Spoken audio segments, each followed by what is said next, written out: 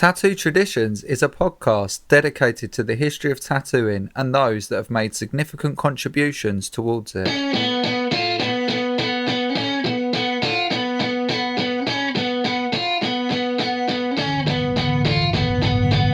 This episode features a true character, Pat Nunziata.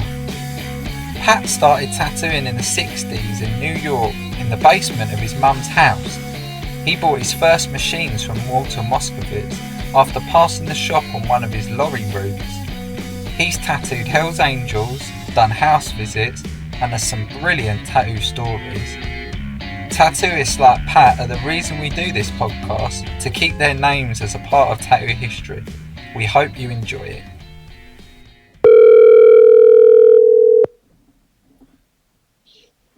Hello? Hi Pat, can you hear me all right? Yeah, I hear you good. Oh, perfect. Thanks, mate, for this. Have you had a good day? Yeah, it was fine. Yeah, chilled one? I did a lot of cooking. Oh, amazing. Yeah. What you been making? I made chicken cutlet. I made sausage and pepper. Oh, I love sausage and peppers. Yeah, so now I made enough for a couple of days, you know. Oh, perfect. That sounds great. Yeah, sometimes I like this chicken cutlet. I'll put a lot in the freezer now. When I want to make a sandwich, I'll take out a piece or two, you know. Oh, that sounds lovely, mate. Yeah, but when you live alone, you know, it's either that or you got to go out and eat. Yeah, that's very true, mate. No, that's smart to do that. Yeah. Plus, you know what you're making, you know. Well, that's true. Yeah, and you know you like it, don't you? And it's there if you fancy it. Yeah, I enjoy cooking anyway, you know. Yeah, me too, mate. I've had sausage and peppers before when I've been to New York. It's so nice. Yeah, I put the onions, you know, with the onions in there and the sauce. Yeah. And I bought a bag of hero bread, you know, so I got them in the freezer, so I take 1 or 2 rolls out. I try to stay away from the bread because for the cholesterol, you know. Yeah, of course. Yeah, man, that's about it there. Excellent. Well, I'm glad you've had a good day, mate. Yeah, thanks for your time, Pat. No problem. I'd like to start at the beginning with these. So, do you remember the first time that you actually saw a tattoo? Well, what do you mean? What I saw or what I did? No, like when you first saw one. Do you remember when you were a kid? Like, did you see one when you were a kid? Yeah, I always seen. I grew up. My uncle always had tattoos. One of my uncles, he was loaded. Right. He got it from Coney Island, from Mike Tattoo there. I forget the last name. Cobley, Italian name, you know, Mike and Jimmy. Anyway, he had got it from him. He got tattoos, and I know Mike. They lived because he was his friend, and Mike lived on, I think Myrtle Avenue in Brooklyn there, you know, and he used to get tattooed there, you know, and then I think that's in the early '60s, you know. Yeah. And then I think somebody died or got hepatitis from one of those tattoo parlors. I don't know if it was Mike or something. They closed the town in Coney Island in the city. Oh, no. Yeah, so everybody used to go to the houses and do it, you know. Yeah, of course. Yeah. So then there was no tattoo parlors around, you know. So I happened to be driving one day a truck. It was an early, like before '62, you know, around '62 maybe. Okay. And I come along in Copeg up on a Little East Neck Road or Great Neck Road there, and there was a tattoo parlor there, but it opened at night, you know. Yeah. So I went back at night with my friends, and it was Stanley and Walter, you know, Moskowitz. Of course, yeah. And so they had the tattoo parlor there. And we were talking to him, you know, and he says, Nassau and Suffolk, there was no laws against it. It was just the city that banned it, you know. And so, like I say, I had wanted to open up, but I used to drive a truck, so I couldn't stop it, you know. So me and my friend, I was telling him about the tattoo parlor. So one Friday night, we went down there, took a ride, and we both got tattooed, you know, the same tattoo. Nice. So, in fact, Walter did my tattoo. What did you get, Pat? I got an eagle with a heart and a dagger, and it said, "Death before dishonor." Oh, amazing. It cost me $25, you know. We both got the same tattoo. Cool. So that night I says, you know what? I want to start tattooing. I says, I like to buy a machine. So the tattoo gun that he, we call it a gun, the tattoo machine, that he tattooed me with. He gave me it, and I bought it right there, $25. Wow. Yeah, and I bought 2 tubes, an outline and a shaded tube with some needles and ink from him. Wow, he sold you it there and then. Yeah, right there and then. Wow. Yeah. So that was good. So then that's how I learned how to tattoo. But the needles we made at that time, we had to make the needles with the sewing pins, the number 12 sharps. Yeah, sure. And he showed you how to do it with the rod. Put a bunch, 3 or 4. There used to be 5 needle outline, I think, at that time. Mm. Put them on and put a string around it, hold it with a string, thread like, and then just pull one piece through the front, and that would hold it tight. And then we would put a little flux and solder, Mm-hmm. And that's how we made them at that time. Wow. But some of them looked like spears. Until you got good at it, you know what I mean? Yeah, definitely. Trial and error. But then my friend, he had bought some machines too, and I think from him, I'm not sure from him or not, but anyway, we used to go there every week or so, every 2 weeks, was to hang out with them, go talk to them, him and Walter and Stanley, and we became friends with them, So we went into the back room. They used to have the back room. We hung out, bought them coffee, bullshit alone for a couple of hours, Yeah. And somehow my friend noticed an address from who's that guy in Chicago? Milton Zeiss. Oh, yeah, sure. So they seen we spotted it. They got pissed. They threw us out because they didn't want us to know where it was. Yeah, of course. So my friend had the address, and then the extra catalog, and then we bought some machines from him. Oh, wow. Both of us, and they were, I think, $25 a piece at that time. Mm. And I think I may still have it, but I'm not sure. Cool. Because I have a bunch of machines I bought. Everybody that comes in the shop when I was tattooing, they bring you stuff, so I buy them. Yeah. And so we both got tattooed, and then we bought the machines, and we started tattooing in our basements. He was in his basement, and I was in my basement. What was the friend's name, Pat, that you bought the machines with? Jackie Auld. Oh, wow, amazing. What a good name. And I'm still friends with him yet. Oh, cool. And we're both alive. It's a shame Walter and Stanley died, but yeah, that is a shame, isn't it? Yeah. In fact, I had Walter, his son, working for me in my other shop. Oh, yeah, I know. Marvin. Yeah, I know Marvin. Yeah, for about a year or two, he worked for me in my other shop. Oh, cool. I didn't know that, Pat. Wicked. So, like I said, I was doing it in my house. Yeah. And, I know no board of health. They used to break my chop. They said, we hear you're doing tattoos. But I used to lie to them, Yeah. Said, nah, I'm not tattooing. And to make a long story short, my mother took a video of me. That time they had the 8mm. Mm. So they were taking pictures of me with tattooing these guys, They used to come all the time. Yeah. So I had that on video. Those are my first ones. Then we'd be in a bar, and they start talking. And I said, yeah, I'll tattoo you. Half drunk. Yeah. I didn't even have a stencil. I do a freehand on them, Oh, wow. So they get big, small, whatever, Yeah, whatever you started off with. However big you started it off. And, I look at the picture and I draw because I can always draw, Okay, cool.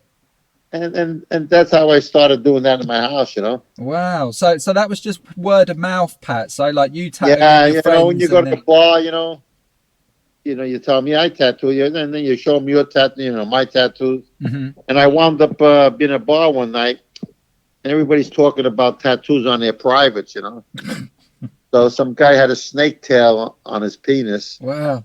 It went into his head, and then it came out of his belly button, So I went home right after that, and I put a bumblebee on mine, And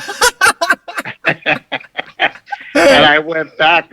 I got so many free drinks after that. So every time I tell them I got a bumblebee, you're full of shit, And then I whip it out, and then I got a free drink. You either got a free drink or you got arrested. One of the two, Pat. Well, I never got arrested, but I used to whip it out in diners, any place. Oh man, amazing! Man, we had a lot of laughs. But, That's cool, Pat. Yeah, so that's what I did for a few years. I always did it in my house. Then I got married, and I moved to Brooklyn, and I started tattooing in Brooklyn there, in my apartment. Yep. And my uncle was still friends with Mike, and he introduced me to Mike. Moved to Metropolitan Avenue. I think it was in Forest Hill. I forget now. It was on Metropolitan Avenue in Brooklyn. Yep. So I went to his apartment, and he gave me some stencils, paper stencils that they used to do. Wow. They would put it on an acetate and go to the back of the tracing paper with a pencil. Mm-hmm. Like a then you would get and you would get it transferred. Yeah. So I still got them yet from then, probably 60. I had to be 22. So yeah, 60 years, 70 years. What was his name, Pat? Sorry, what was his name? Mike. It was Mike. I can't think of it right now. It's with a C. Okay. With a Colombia or something. But his brother used to tattoo Jimmy too. Oh wow! And he was a tattoo artist. He moved to Ellenville, upstate New York. Okay. And he was tattooing up there. Oh the wow! Two brothers. I haven't heard of those two before. Yeah, they were the original. They worked right next to Nathan's. Oh, did they? Yeah, it was. I can't remember. Blackie was there. Brooklyn Blackie and all these tattoo artists. Wow. But that's who Mike's was, right next to Nathan's. His little shop. It was so small. It was about 6 foot, 8 foot or something square. Wow, amazing. That's all you need, though, don't you, really, if you're on your own? Yeah, and everybody be looking in the window, That's how they're going for names for hot dogs, and then they get a tattoo, Yeah, what a great spot. What a great spot to be but Coney Island had about 4 or 5 shops there. Dracula, Blackie. I can't think of the names right now. But did you meet those guys as well, Pat, and get tattooed? No, I didn't meet them because, like I said, I mostly moved. I moved to Brooklyn for a year, then I moved back out here. So I really never went to Brooklyn no more, just to visit my families. Sure. So most of my things was up here that I tattooed. Okay.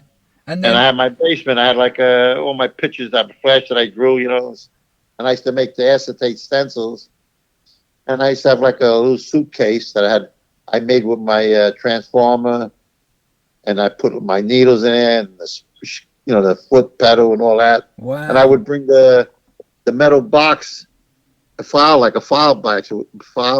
box, and I had all my stencils that I made, and every time I give a tattoo, that way I had them in alphabetical order, Amazing. And then I used to bring that in my little luggage container, a luggage box, Yeah. And I could do tattoos in people's houses, Oh, door to door.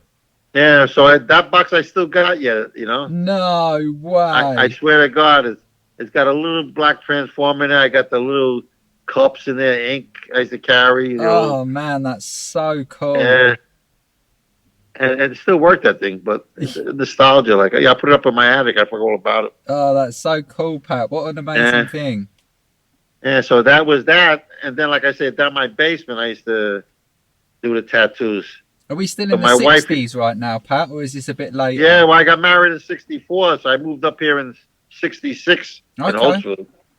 And that's why I was tattooing down here in my basement. Wow. For years, and I used to always do it on a weekend, but they used to come anyway during the week, banging on your door. And I told them, don't come, I got to go to work, 5 in the morning.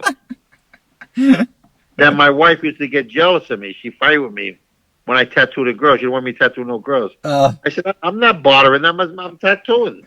But I don't want you to tattoo no girl. I said, but they give me money. I don't care, male, female. I'm not. They got their boyfriends. You're up here, And she used to fight all the time with me, jealous, Was there many women getting tattooed in that time, Pat? Yeah, a lot of women got tattoos. Cool. Just to get them on their ankles or their back, Yeah, sure. Well, on their breasts, but they were hidden, like, Yeah, a bit more hidden, yeah, because it was much more taboo, wasn't it, for a woman to get tattooed? Yeah, no, it was everybody looked down on you, frowned on you. Tattoo, they do you a dirtbag, drug addict. It was so hard at that time to get a store. When I finally was looking for a shop, I guess it had to be in the 80s, Mm-hmm. I was looking for a shop, I going around with the Board of Health at that time up here in Suffolk County. You had to have the Board of Health ride with you and look at the places. They had to okay it before you could take it, Yeah. So for a few weeks, they were riding with me, looking at a couple of shops I wanted, I didn't want, they didn't want. And then as soon as they hear, the guy said, the landlord said, all right, I'll give it to you. what kind of business? I said, tattoo. They said, we don't want no tattoo parlors in there. You got drunks, you got this, you got, drugs. Oh, so it was very hard to open a shop, Yeah. But so you tattooed in the basement for quite a while then, Pat, did you? Yeah, from 66 to the 80s. Wow. Yeah, I used to do it in my basement. And plus I go to people's houses, Amazing. That's cool. Like I said, I used to tattoo like they had the pagan, not the pagan. At that time, it was the nomads, they called them. But they wanted them, I think, turn it into the pagan motorcycle gang, Mm-hmm. And they used to come to my house from Brentwood, Okay. And I tattooed. But then I finally opened a shop up in '82 in Farmingville when I was there for 30-something years, And during that 32 years, I had opened another shop in East Northport, and I had like 5 artists working out of there. And that was a good shop in East Northport. Mm-hmm. And that's where Marvin worked with me for a couple of years, Okay, cool. And like I say, but everybody that I had always robbed you. See, I'm a born-again Christian. I never hurt nobody. I always helped them, Yeah. Loan them money, this, that. They always rob you. And I always caught them, For some reason, you get caught. And then you get suspicious of people. They tell you I'm doing a touch-up. And I used to have the video cameras on, And I said, you're there an hour. What kind of touch-up, He said, well, I wanted to make sure it was good. Then I know they're bullshitting me, So then I get suspicious. At night, I go to the garbage. They throw the garbage in the dumpster. I put gloves on. I open the plastic bags up. And I go look at the stencil. Because the Board of Health had wanted you to put a picture of the tattoo that you did on the back of the release form with their license, the photocopy of their license, Oh, okay. And then you have to put the description on the front, what it was and all that. So these tattoo artists, would shrink the picture down and make it look like small. So it looked like they charged less. And they told me that's why it was so much, $50. Meanwhile, when I ripped the bags open, it was $300 or $500, And I caught them. Even my partner was robbing me. Oh, mate. And I had to get rid of him, You were better off in the basement, Pat, on your own. Yeah, well, my other shop where I worked, I had a couple of people working there too. And then my kids start tattooing. Yeah. And, they come on a weekend and tattoo. And my other son, the younger guy, he had went to college, and he was tattooing in college. Cool. So I used to ship him the needles, new needles, sterilized. He had inks, he had everything. So, and that's what we did back and forth like that, Oh, wow, that's clever. And he made extra money in there, Well, it's a great idea. I mean, I think some people listening to this might not realise that it wasn't a full-time profession for you, was it, when you first started? It was like... No, it was just part-time. Really, wasn't it? Because you had a full-time job. Yeah, I had a full-time job, and I couldn't quit, No. So I just did it on a weekend, which was extra money for me, Yeah, totally. But they used to come on a Christmas, New Year's, banging on the door drunk. I said, are you kidding me? On New Year's Eve, you're looking for a tattoo? Yeah. I guess that's the only problem with tattooing from home, Pat, isn't it? That they always either I did it or I traced them away, Yeah. Don't forget, when I was young, you had to be a little tough. Otherwise, they break your shoes, They try to intimidate you, I can imagine, especially in New York.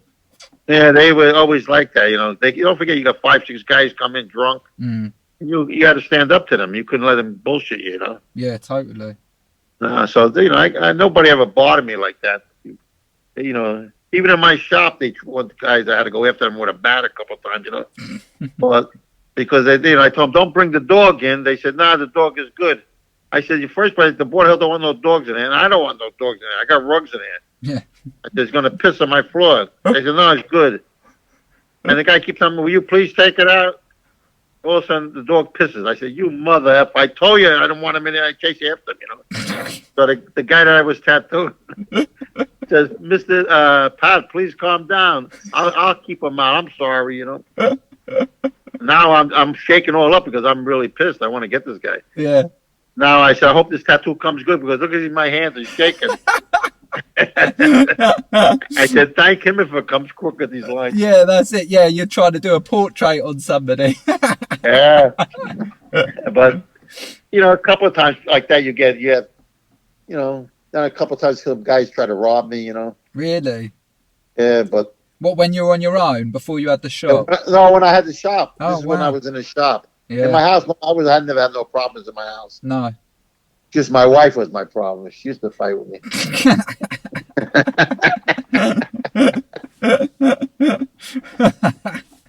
But there was no problem, yeah.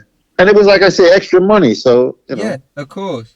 And at that time, it was tax-free, so... Was it illegal when you started, Pat? Or... Yeah, when I started, it was legal then. It was legal. I could have opened up. That's why I told you, I bought the machines from Walter. Yeah. And it was legal up in Suffolk County here. Right, yeah, okay.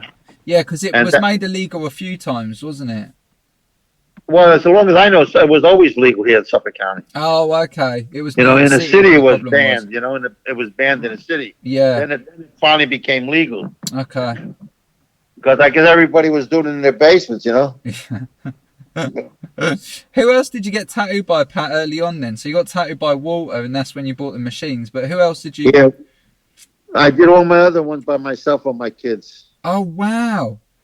Yeah. Well, when I was like 14 or 15, yeah, like I said, there was no tattoo parlor, you know. So I had got a picture I drew in school, and I drew it on my hand with a ballpoint pen, and I made a sewing needle, and I put thread around it so it could only go so deep, and I poked my tattoo on my arm, you know, and that was my first tattoo.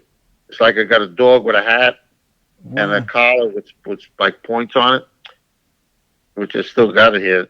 Wow. And that was my first tattoo, and I hid it from my father. Yeah. Because my father hated tattoos. And then my grandfather ratted me out, and my father chased me all over the house. He hit me on the head, gave me a couple of smacks. So that's how he found out about it. And then once it was out, it was out. Yeah.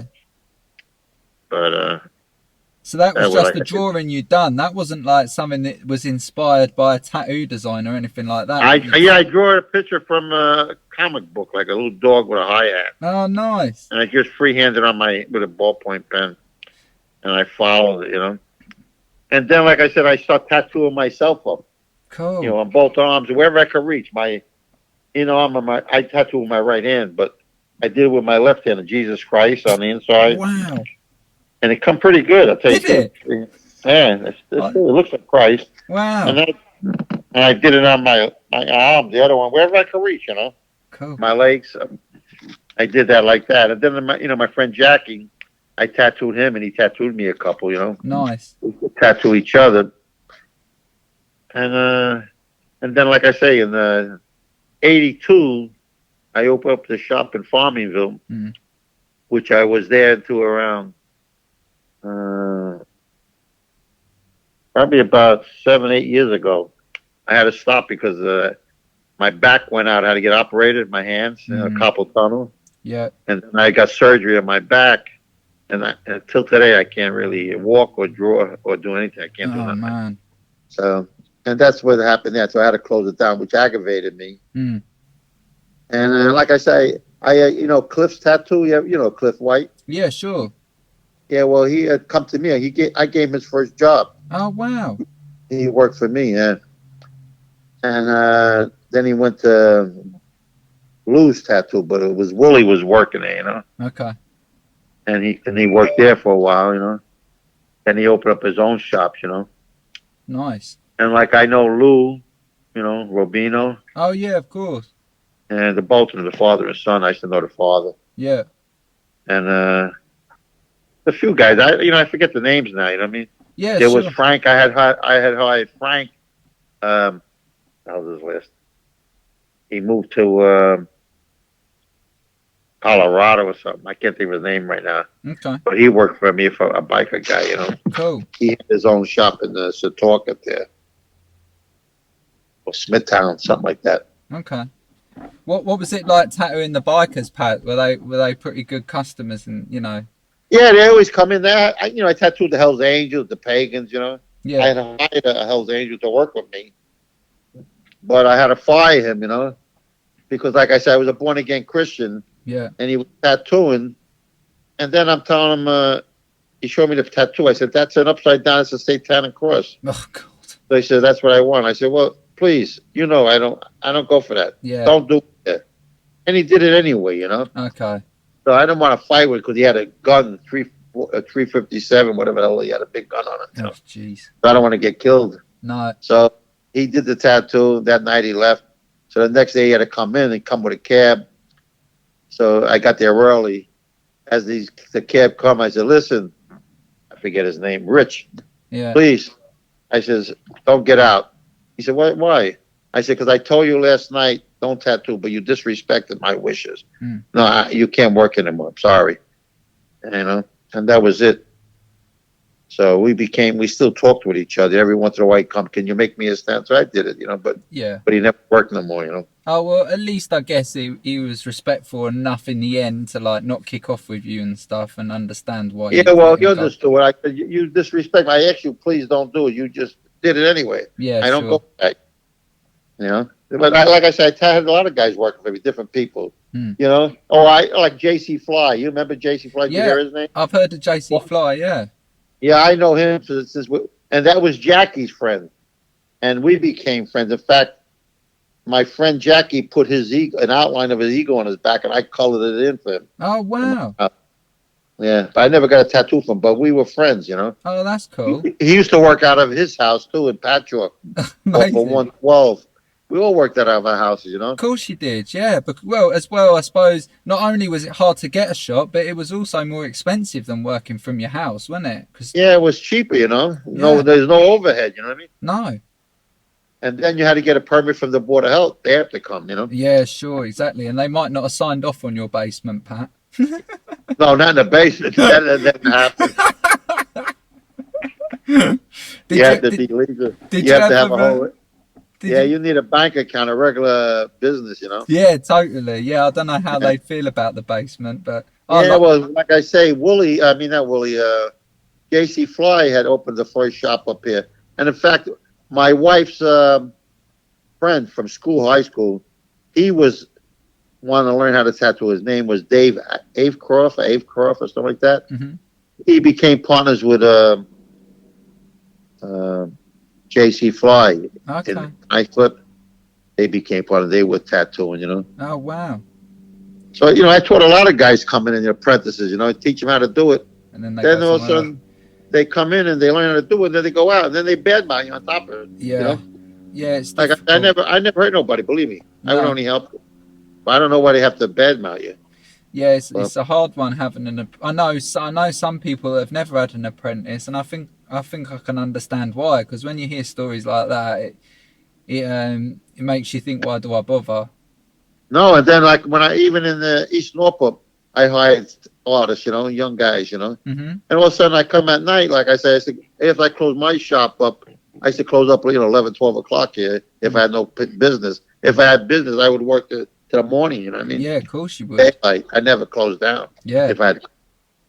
But if there was nobody there by 11, 12 o'clock, I go home, pick my wife up. Then I have to go to East Norport, get the money mm-hmm. and the video, to change the tapes, Yeah. And look around. I check everything, you know what I mean? Yeah, of course. Then I see they got cases of cards under the cabinets. So the next day I go, they say, what's these cases there? Cards. He said, those are my cards to get to my customers. Your customers? They're my customers. They're coming to my shop. He's giving them cards so they can go to his house. He's tattooing in the house. Oh, my God. So I threw them both out. Get the F out of here, Oh, mate. I said, your customers, you're out of your mind. Oh, Pat, what a nightmare. I swear to God, every one of them were robbing you. Every one of them robbed me. Everyone. Not one that was good. Oh, God. You know what I mean? Oh, even mate. my partner had to get rid of him, too. Even who? My partner. Oh, really? Yeah, he wound up opening it. As he's supposed to be at the shop, I'm calling up Frank. How's his last? I can't think right now. Yeah. Anyway, they became friends, Frank and him, Mm-hmm. Frank is covering for me. And Robert says, where's Angelo? Tell him to call me when he gets. He's supposed to open up at 12 or 1 o'clock, Mm. And he's not there. 2 o'clock. Call me. Where is he? There? Not. 3 o'clock. Is he there? No. I said, where the frick is this guy? And finally, I find out he's opened his own shop up. Nobody's telling me. Oh, he's opened up his own shop out in the Miller Place. And Frankie's tattooing free tattoos to give guys so they could bring him those chairs, barber chairs and stuff, tattoo chairs. Yeah. I said, what? I'm no more partner? I said, you cut me out? So I had a feeling that he was robbing me, because when I didn't go there, they used to bring the money here at night. Okay. Him and his brother, and the two of them would come in. I was like his father, really. He had no father. Yeah. I brought him. I led him to the Lord. We prayed. He got saved, and I treated my son. Said, Dad, how come you're so trustworthy? I don't know. I felt close to the guy. I liked him. So, like I said, I helped him get started with the tattoos. Then he got thrown out with his girlfriend out of his house, got locked up. I bail him out of jail. I pick him up. I used to give him money every night because he'd sleep in his car for gas. Oh, mate. Yeah. So he wound up by making him a partner with me, So he built this whole place from nothing, from scratch. Yeah. At that time, Home Depot used to be open all night. So at 1 o'clock in the morning, we go over there, get all the equipment we needed, and then we would work in the shop building stuff, Yeah. And then that's how we got the shop going. And it was a nice shop, beautiful over there. That shop, I had 5 guys working for me there. Oh, wow. And girls, piercers. And, but like I say, every one of them, another one, a girl, she worked, I can't think of the name. I'm forgetting the names right now. Yeah, it's probably a good thing. But I had just me and my wife. I had put all the pictures up on the wall in tracks, Mm-hmm. and I we used to have price tags on it, like A plus, we meant different, 50, 55, Okay. B, 60, whatever. And we went all the way up. We put these tags on every picture, Then I put acetate sheets over them. Yeah, to protect them, Yeah. Now I hired this girl. I just finished It must have took me a month to go through all that stuff. I just finished putting all the acetate up. It cost me a few $100s for those sheets. They're expensive because it was a big shop. I come in and there's no sheets up. No, I said, what the hell happened there? I said, what happened to my sheets? She said, we couldn't reach them. We need them to look at the pictures. So what'd you do with them? I threw the sheets out. You threw them out. I said, I hire you for tattooers. I didn't hire you for interior decorator. Unbelievable. Oh, Pat, you've had no luck, mate, with the apprentices. I swear to God, one was worse than the other. Oh. Then I wound up buying a laminate machine. Yeah. I had over 2,000 pictures up on those walls. Wow. And I laminated every one of those pictures. And I put tracks up to put them in so they could get the pictures out. Yeah. I never took a picture out when I tattooed. No. I said, you can't remember a rose red? You can't remember a green leaf? Are you kidding me? You know what I mean? What is so hard about remembering? You need the picture there. It ain't like you're drawing it. And this is what they did. Then some nights I come and I see 5 or 10 pictures not around. They're out of the slots. I'm saying, where the hell are these pictures? So now I'm looking all over the shop. I can't find them. They were taking them home at night, photocopying them, and then bringing them back. So they wound up every sheet that I bought, they had at home. Oh. So take my books. I had books of pictures. Oh my God! They took Pat. them home. This is what really the truth. There's no joke. Oh. So when you catch them stealing or whatever, you tell them no smoking in the place. Yeah. No drugs. Well, I'm not this. So a couple of nights I come in, I see the what do you call the incense burning on the windowsill, because they're smoking pot, I guess, Yeah. He says, you want to smoke outside. I said, but don't leave the thing burning. It's going to burn my place up. Are you crazy? Yeah. And then they leave the sterilizer on, the heat. They leave things on they don't care, Oh, mate. Then another time my wife was in a hospital, so I got out of the hospital probably at 2, 3 o'clock in the morning. And I go to the place to go check the tapes, And these guys, the 2 guys that I was talking about, they're tattooing, and I'm saying to myself, I'm laughing. I said, oh, boy, I'm making money. Yeah. They must be busy. I walk in, and it was in the winter. It had to be 90 degrees, and they had the heat up high. So I said hi to them. I walk in the back, and I go through the book, and I'm looking. There's no release sheet. I said, where's the sheet for the tattoo? Oh, we're doing them. These are my friends. Your friends? I said, pack up your shit right now. You're out. You're not doing them with us. Close it down. That's it. I guess get that out of here. Oh, Pat. So I wound up throwing them out. I said, "You're supposed to be doing. There's no free shit. I don't mind you doing your mother or something. But you hear you burning my heat, you buy electric and my stuff, and you ain't even charging." Totally. If you hadn't charged your friends in the early days, you'd never made any money, Pat, because that's probably who you were tattooing in the early days. And they rob you. Then they tell you what, they want certain kind of gloves. I should supply the gloves. I said, these gloves are good for me. You want fancy gloves, you buy them. I'm not buying them. But I'll buy these, So, I didn't supply the ink, but I supplied the gloves, the sterilizers, whatever they needed, you know what I mean? Oh, wow. Napkins. And then you tell them, clean up after everybody. I want you to clean up, wipe down with disinfectant, so nobody gets AIDS. Yeah. Cross contamination. They just came out of the Board of Health. They went for a class. Okay. This is like in the morning. Not at night. They're working, and I go there. Like I said, I go there at 12, 1 o'clock, and they were home. So now I see spray like spackle the paint all over, the splashes all over the place. Mm-hmm. I said, they didn't wipe this counter down. They didn't wipe the chair down. Everything is so spackled there.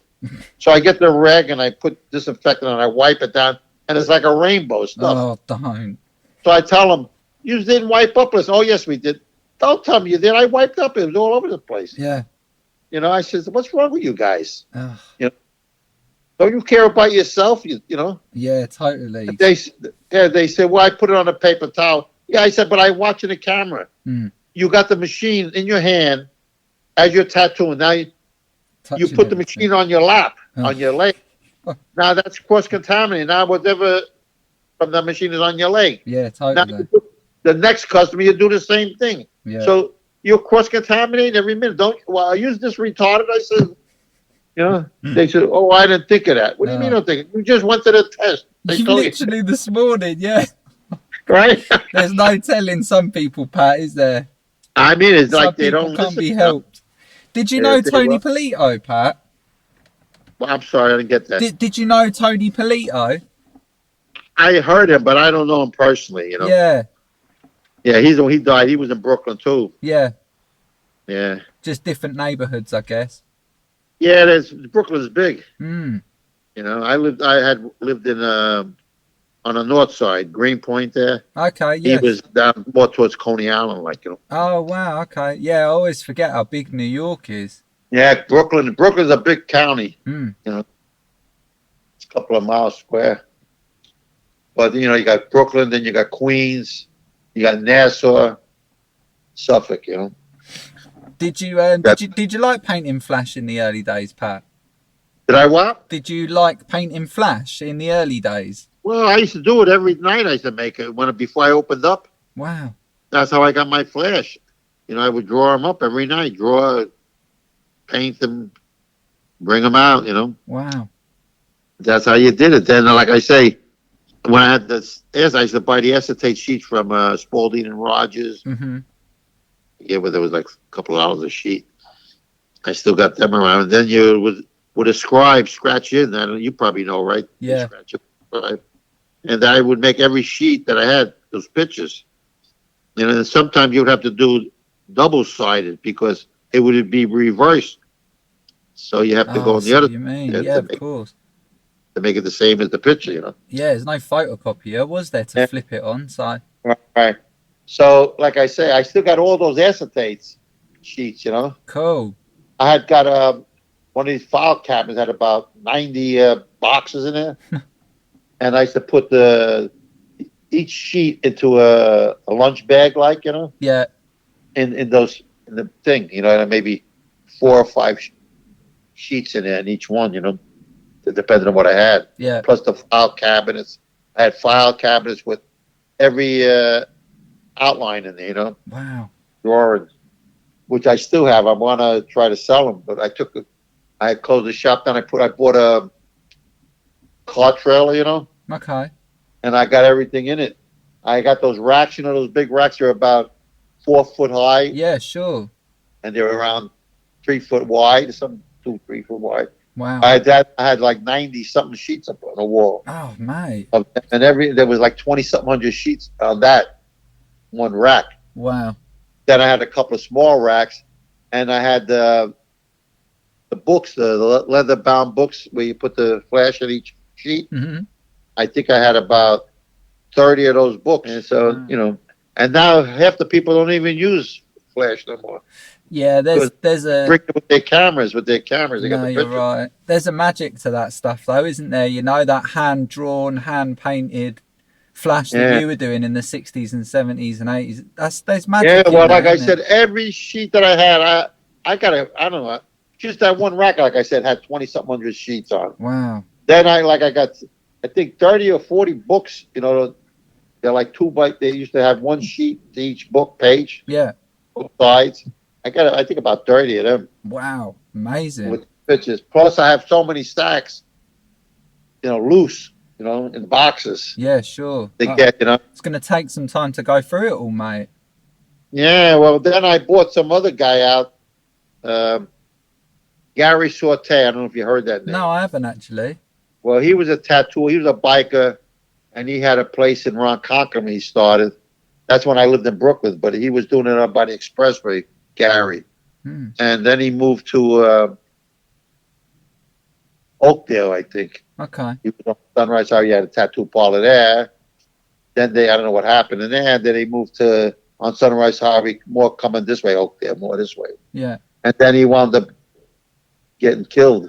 Oh. He was a bike dude, So the sister took it over, Cindy. And then one of the guys I had tattooed, Richie, I forget his last name, but he was friends of theirs, Mm-hmm.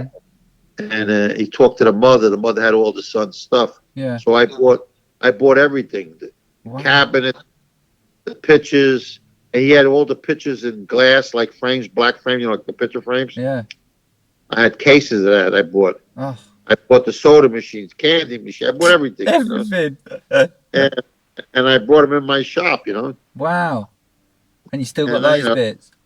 Yeah, and I used most of that stuff, but some of the pictures I took out, but then I had a fire in my shop. Oh. My place burned down. Went right to the ground, Blimey. So I lost a lot of stuff, and all the stuff that was in the basement. I had the original Kong machine, not Kong. I had that too, but, the ping pong. Okay. I haven't. Remember you had the two people played? Yeah. I had that, the quarter. Oh, everything got flooded, drained out. All my pinball machines, all my pictures, everything. The water was up to the top of the steps. Oh God! With the hot water from the fire department. Yeah. Plus the building burnt down. It was a complete total out. It was a big job to rebuild. Oh mate, what a nightmare. Yeah, it took me. I lost a lot of money. Yeah, you haven't had much luck, Pat, have you, with employing people and then fires and stuff? Bless you. Yeah, well, I hired a lot of people over there in Farmingville. Yeah, a lot of people I hired. I taught, the apprentice. Yeah, and they all were, they all went. In fact, J.C. Fly came because, like I said, I know him a long time. Him and his son, Greg. They come over one night, and I had this girl Margie tattooing. Mm-hmm. She was pretty good, but they bullshit me. One is bullshitting me, the other one is bullshitting with Margie, and they wound up talking to her to go to their shop. She left me. Here I'm helping her out, and they talk her in. I don't know why. Who needs enemies when you got friends, Pat? Eh? Right when I got friends like that, I couldn't believe it. Bloody hell! I said, "Oh, let her go. I don't care." I didn't do nothing wrong, you know what I mean? Oh my God. I made this room for her and everything, a special room to tattoo. I made walls up for her so she could have her own. And this is what you get. Yeah, I guess that's what happens. When you got the machines off of Milton's Ice, how were they compared to the ones that you'd had off Walter? Did they work better or about the same? Or? They were the same kind. Oh. They were the same. He must have got them from them too. And then sold them to you. What a classic. Yeah, well, because it was, like I said, I paid from, what's his name again? I can't think. Zeiss. Yeah. I paid $25 a piece. The same amount. I still got some of their, I got all their catalogs yet, some of their catalogs. Oh, amazing. Yeah, I've got one of their catalogs as well. Yeah, I always keep, I'm a hoarder. I don't throw nothing away. No, that's the best way to be, I think, mate. I got what he call Rogers, Paul Rogers. Spalding and Rogers. Yeah. All their catalogs, Wow. I bought so much flash from them. Did they used you? to have sheets like about $1 a sheet or something. Yeah, buy, sure. Yeah, they were good money makers, Pat, weren't they? Yeah, they are. How much pictures? Yeah. And J.C. Crow. Yeah, sure.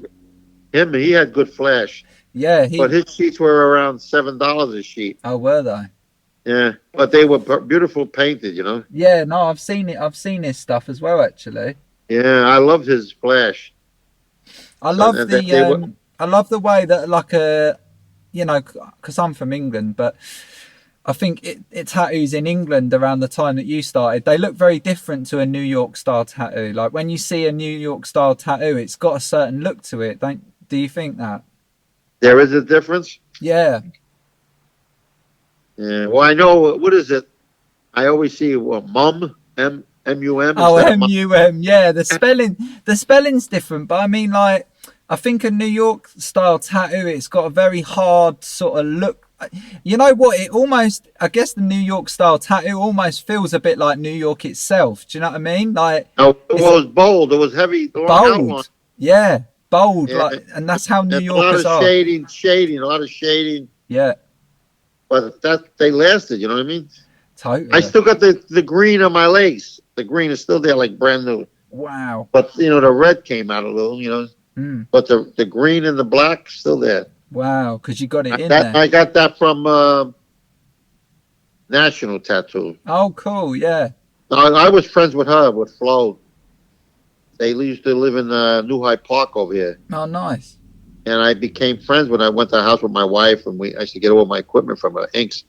Yeah, it was a bit easier when the supply companies came along, I suppose, because otherwise, like you said, you were making your own needles. You were trying to, like, get machines from wherever you possibly could. Yeah, of course. You do what you do, Nobody showed you. It was very hard to learn. Yeah. Nobody would tell you. I suppose you got pretty lucky, but I mean, I suppose, fortune favours the bold, didn't it? The fact that you but even nobody asked showed it. He didn't show me how to tattoo. Oh, okay. We learned ourselves. Oh, me and my friend Jackie. Yeah. We just started practicing. We didn't know how deep to go, how not to go. That's what I'm saying. It was sometimes it would stick the needle because it was going too deep. Yeah.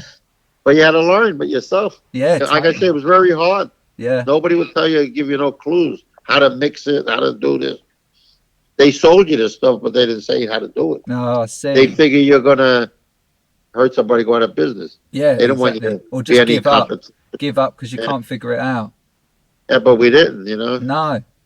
Amazing. I love that. I love that you tattooed yourself as well, like, and then, because that's a brilliant idea, because like you said, when you're in the bar and you're like, oh, I do tattoos, then people are like, oh, they want to see it, don't they? Like, yeah, I show them the tattoo. You're the walking portfolio, which is smart. Yeah, I got them all over my legs, my chest. I got my name in my lip. Oh, amazing. But, did you tattoo your own chest, Pat? My friend Jackie put the outline on, but I colored it myself. Wow, what, just like in a mirror? Yes, in a mirror. Oh my God, amazing. What is it? What have you got on your chest? It's an eagle. I got a big American eagle. Cool. Coming down with the wings on both sides, like I'm coming to land. Wow.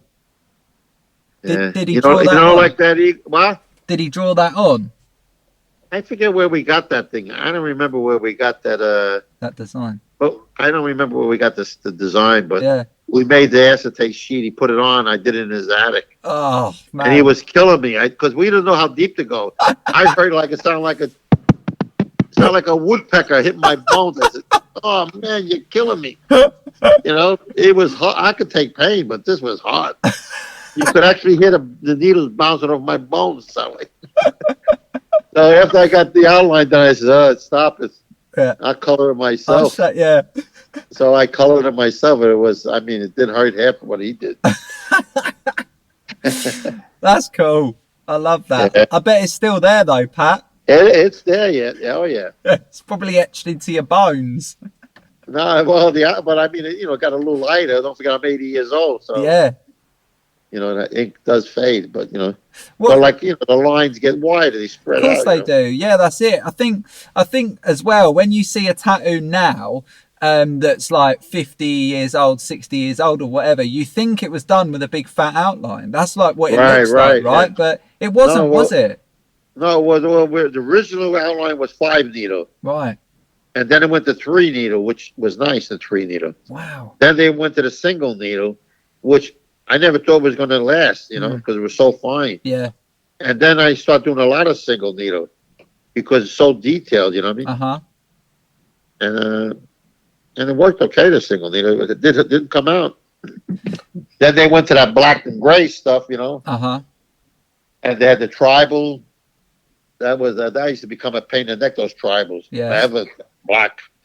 Everybody wanted tribal bands, tribal this, tribal that. Yeah. But they made a lot of money, Yeah, totally. It was and same thing with like Yosemite Sam. They have like different eras. The Tasmanian Devil. Yeah, totally. Yeah. Yeah, I love that. Hot stuff. Yeah, I bet you've done a few of them. I did it so many different ways with cowboy hats, with fireman hat, with police officers, with hoses, playing hockey, basketball, you name it, everything. We made him a baseball. The Taz did everything he did. Taz.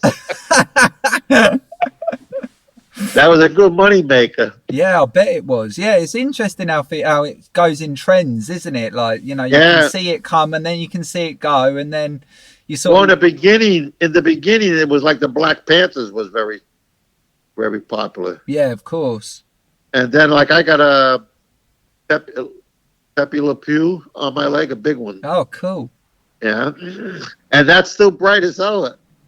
Who done that one, Pat? That one, my friend Jackie. Oh, Jackie, yeah, cool. You two were thick as thieves then, back then. Yeah, well, because that's on the outside of my leg. I couldn't reach it, Yeah, that's the only reason. Yeah, I did on the inside. Crossed my leg, put it on my lap. Yeah. And I tattooed myself. It's hard tattooing yourself, Pat, isn't it? You got to be flexible. Yeah, well, I was young then. I could tattoo myself now. Yeah. I couldn't even hold a machine. Oh, bless you. I got so many people want me to tattoo. Once in a while, I post a picture on Facebook of my shop, and they all make comments. Oh, you open it up? I want another tattoo. You gave me my first tattoo when I was 18. Wow. I tattooed, like I say, generations. Of course you have. I tattooed the grandfather, the son, then the grandson came. Wow. They bring him back, Yeah, there's not many jobs that you can say you've done that, is there? No, well, it's the truth. You know what I mean? Amazing. I'm not making it up. So cool, Pat. You'll have to. Have you ever thought about doing like a book? Because it's rare that I collect like old flash and machines and that sort of stuff. I've mostly got English stuff, but I love like the American stuff, particularly New York stuff. Yeah, I always wanted to make a book, but I don't know how to go about it. Yeah. I want to do. You got to send pictures and this and that. Yeah. Yeah. But like I say, who else I say I knew? Tattoo artist. A Sugar Bear from New York. I met him. Okay. Mark from Brooklyn. He's another guy I met. The Cliffs. Nice. I mean, know a lot of them, but I never, like I say, I didn't care what they made. You know what I mean? I stayed to myself. Yeah. I never went like nosing around where they would come to my shop, like spying to see how you're doing and this and that. Yeah, sure. I never did that. I didn't care if they made money or didn't make money. Okay. I'm a very private person. Yeah, sure. But everybody used to always do that to me. And I knew they were spying around because they weren't looking for tattoos, Right, yeah. But what are you going to do? That's the name of the beast. Totally, mate. 100%. And then years ago, they would stay away from you. They wouldn't open up a shop in the same area. No. Now they open up down the road from you. Yeah, it was different back then, weren't it? It was an unwritten rule. Yeah, because years ago, if you open up down a block, that you would be out of business in 2 minutes. Totally. They would break your windows up, beat you up. But you don't do it no more, No, it's too many, I guess, now. Yeah, I'm telling you, 2 or 3 in the same neighborhood, you got tattoo parlors. Plus the ones doing it out of your house. Yeah, exactly. I mean, that's the numbers you don't know about, is the people doing it out of the house, I suppose. Yeah. Well, you talk to the people when they get a tattoo. They come to you, They say, "Oh, I wanted you to get a tattoo, but you were closed, so I went to my friend in his house." Yeah. Then I asked him some questions. What did he do? Were they need clean or what? Well, the needles were out of it. Did you see them come out of a package? No. Yeah. Did they use alcohol? No, he don't have no alcohol. What do you mean? How do you get tattooed? I said, you're lucky you don't get hepatitis. Yeah, it's wild, isn't it? You'd think that people would have being a bit they more don't smart care. now, And you got to see, and you got to see some of the abortions. Yeah, totally. Jack, I'll tell you. Yeah. I said, oh, holy Bad God. I don't want to insult them. No. What do you think? Don't. I said, you like it? That's what counts. Yeah, that's all that matters, yeah. It's like Braille. You can run your finger over it. And then sometimes they say, can you fix this up for me? I can fix anything you want. Do you want it fixed or you want it covered? What do you want? Yeah. Some of them want it redone, like. Yeah, that's hard work, which I did a couple of my own tattoos that I did like 40 years ago. Yeah. They had come in, some friends of mine, and I went over the whole thing with, thin line needle, Oh, did you? That's interesting. What touched up your I'll tell you, it looks like brand new. It don't even look like a needle fat. Oh, wow. You got to see the difference. Beautiful, the new colors. Yeah, totally, mate. All the eagles, like the feathers and stuff. It's like you think you just did it fresh. Oh, that's nice. There was a tattoo under it. Yeah, because it's a shame, I think. I mean, for me, being into the history of tattooing, it's a shame when you see like older tattoos and then they get them covered. Like, I always find that a shame because I think it's like, but then I look at it differently to how they look at it. Like, they've had it for 40, 50 years. So they want something to either go over it or they want it spruced up a bit, don't they? But I think that's a better option. They don't remember it, you know what I mean? The old tattoo, whatever the reason they got it, Yeah, definitely. In fact, one of my, not a girlfriend, but a woman friend that I know, she got a tattoo somebody did in the basement. She don't like it. It was like a Harley insignia with some banners with a kid's name. Mm-hmm. It's an abortion. Yeah. So I said, she wants to get it fixed, but she went to somebody. The guy says, it's going to cost you a lot of money. I can't really fix it. You need a lot of money. I said, I wish I could do it. Tattoo, I would do it for you. For not, but she says, well, he wanted to try to rob me. He wanted a lot of money. Yeah. That's what they try to take advantage of you. Yeah, sure. A woman. I never did that. You know what I mean? No, of course not. I was fair price. You know what I mean? Yeah. That's all you should ask for, really, innit? Is just to be fair. Yeah, I never try to rip nobody off. Have you done many interviews before, Pat? Because I've got no, because when I was, because I've got a lot of history books and all that sort of stuff on tattoo history, and like there's like a few books on like New York tattoo history and stuff, and like nobody, like I said, I kept to myself, so okay. The people don't even know about me. No, interesting. Well, it's great. I'm glad that we've been able to talk, and you've like put your history down, because that's why I want to do these, Pat, because your story is just as important as everyone else's in my eyes, especially. But that's why it's great to have these recorded, I think. Yeah, well, like I say, Newsday, and that was, I don't know if it was Newsday. Some one of the papers came one time, a woman, and she wrote me some article on Facebook, and it was a nice article she gave, Yeah. But like I say, I kept a low profile. I never tell the people where I live or what this, where I did it. Yeah, sure. If they come, it was word of mouth thing. I never advertised, And my place, believe it or not, excuse me, I get it from. I used to be like the main road, Granny Road, I used to call it. Mm-hmm. Then they dead ended right by me. They made it a cul-de-sac. Then they changed the name to Park Place. So now they put me out of business. So nobody could find you. If you could put Granny Road, you'll go to you go up past me, up the block. No. You go to the church, So that's why this was my business. And I still made money. Yeah.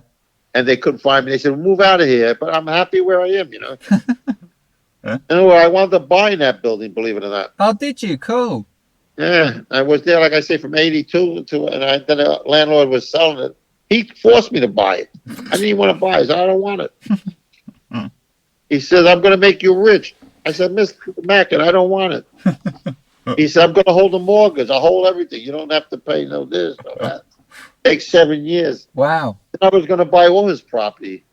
Then his nephews threw a stick in the kibosh, So I wound up buying the building. Oh, wow. When I was buying it, he gave me a price, Then he called me up about a week or two. He said, I'm going to take off 10% because I like you.